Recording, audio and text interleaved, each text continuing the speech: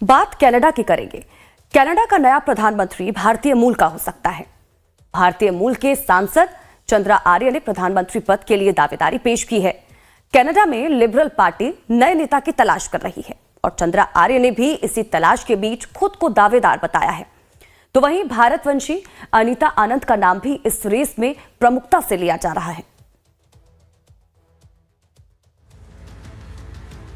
Canada में क्या हिंदू नेता प्रधानमंत्री बनेगा? क्या कनाडा में अगला प्रधानमंत्री भारतीय मूल का होगा?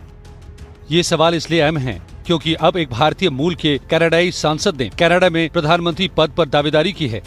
जस्टिन ट्रूडो के इस्तीफे के बाद लिबरल पार्टी के हिंदू नेता ने कनाडा का प्रधानमंत्री बनने के लिए दावेदारी पेश कर दी है। सांसद चंद्रा आर्य ने अपनी दावेदारी पेश की है। ये दावेदारी ऐसे वक्त पर पेश की गई है जब जस्टिन ट्रूडो के इस्तीफे के बाद नए नेता का चुनाव होना है और लिबरल पार्टी में नए नेता को चुनने की प्रक्रिया शुरू हो चुकी है। जस्टिन ट्रूडो चंद्रा आर्य के करीबी माने जाते थे, लेकिन ट्रूडो की खालिस्तानी समर्थक और कट्टरवादी नीतियों के चलते चंद्रा आर्य जस्टिन ट्रूडो के विरोधी बन गए थे। जब जस्टिन ट्रूडो के प्रधानमंत्री रहते कनाडा में हिंदुओं पर हमले हो रहे थे और खालिस्तानी आतंकवादियों की तरफदारी हो रही थी, तब भी चंद्रा आर्य ने विरोध दर्ज कराया था।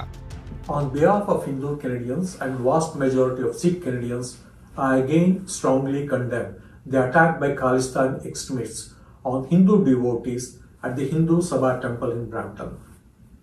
Politicians are deliberately avoiding, recognizing and mentioning Khalistanis as responsible for this attack or are shifting the blame to other entities.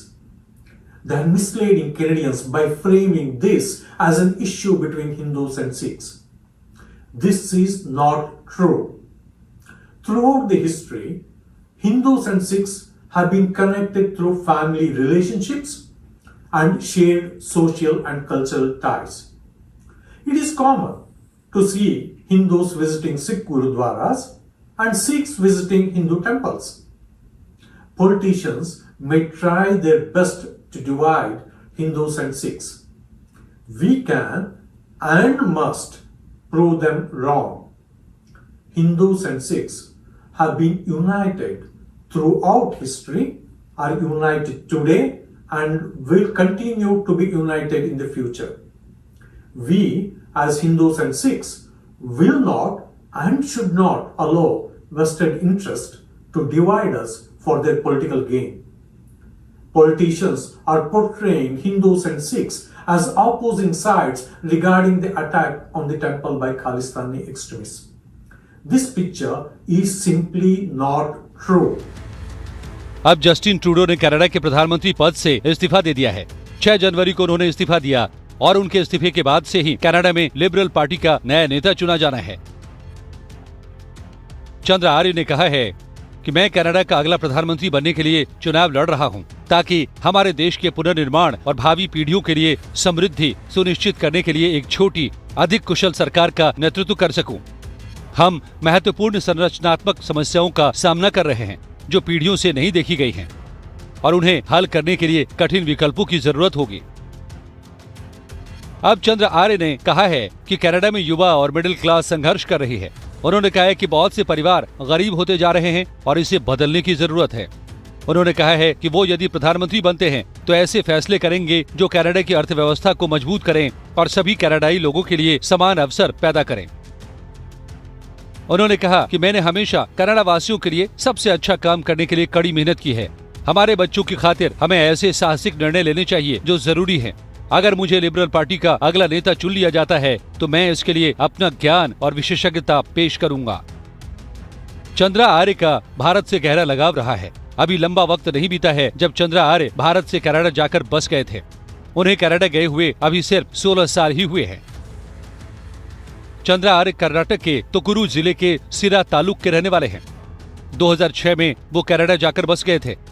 2015 में चंद्रा आर्य ने पहली बार फेडरल इलेक्शन लड़ा और संसद पहुंचे। 2019 में वो दूसरी बार सांसद बने थे। लेकिन सिर्फ चंद्रा आर्य ही नहीं बल्कि और भी कई नाम हैं जो कनाडा में प्रधानमंत्री पद की रेस में हैं। इनमें भारतीय मूल के भी 2 सांसदों का नाम है। सबसे पहला नाम विदेश मंत्री मेलानी जोली का है। जोली ट्रूडो की समर्थक हैं और आखिरी वक्त तक उनके साथ रही हैं। दूसरा नाम है क्रिस्टी क्लार्क का। वो 2011-2017 तक ब्रिटिश कोलंबिया की प्रीमियर थी। ट्रूडो के पद छोड़ने को लेकर कई बार बयान दे चुके हैं। तीसरा नाम मार्क कार्नी का है। Mark Carney bank of Canada और बैंक ऑफ इंग्लैंड के गवर्नर रह चुके हैं। हालांकि कार्नी के पास राजनीतिक अनुभव की कमी है। क्रिस्टिया फ्रीलैंड का नाम भी चर्चा में है। दिसंबर में ही उन्होंने उप प्रधानमंत्री और विदेश मंत्री पद से इस्तीफा दिया है। डोमिनिक लेब्लांक का भी नाम चर्चा में है। ट्रूडो की कैबिनेट में वरिष्ठ मंत्री रहे ट्रूडो के करीबी भी हैं। भारतीय मूल की अनीता आनंद का नाम भी चर्चा में है। अनीता आनंद कनाडा की रक्षा मंत्री रह चुके हैं और अभी परिवहन मंत्रालय संभाल रही हैं। इसके अलावा भारतीय मूल के जॉर्ज चहल का नाम भी चर्चा में है। जॉर्ज चहल सिख कॉकस के अध्यक्ष हैं और नेचुरल रिसोर्सेज स्थायी समिति के अध्यक्ष भी हैं। इन सभी नामों में भी एक और भारतवंशी अनीता आनंद का नाम अहम है। अनीता आनंद कनाडा में रक्षा मंत्री रह चुकी हैं और भारत से गहरा संबंध रखती हैं। अनीता आनंद 2019 से ही कनाडा में सांसद हैं। अनीता के पिता तमिलनाडु के हैं, जबकि उनकी मां पंजाब की रहने वाली थी। अनीता का जन्म कनाडा के नोवा स्कॉटिया में हुआ था। उन्होंने क्वींस यूनिवर्सिटी से पॉलिटिकल साइंस में ग्रेजुएशन किया है।